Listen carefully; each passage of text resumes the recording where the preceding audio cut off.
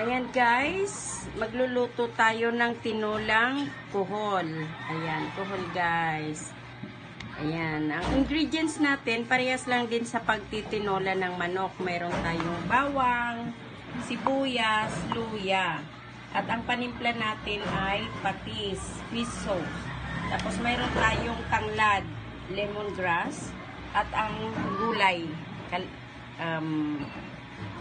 malunggay. Muntik na maging kalabasa ha. So ayan, igisa na natin. Tara na. Ayan, naglagay na ako ng konting mantika sa kawali. Atin nang igisa ang ating mga alikado. Bawang,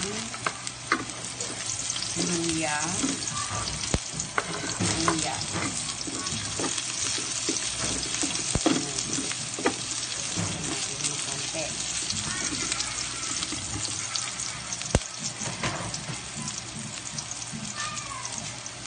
At ilalagay na natin ang ating kuhol.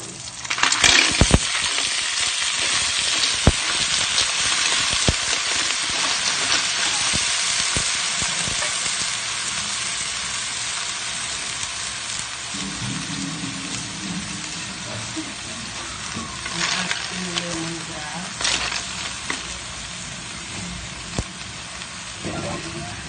Patis.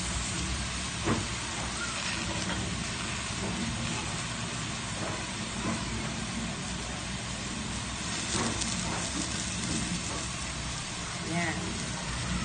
Black pepper.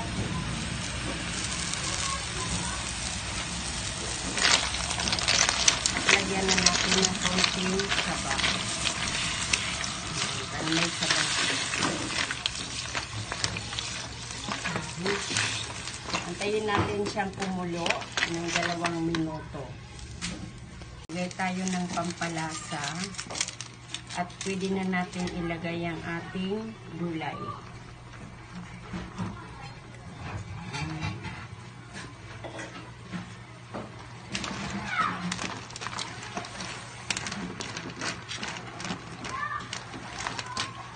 Ayan.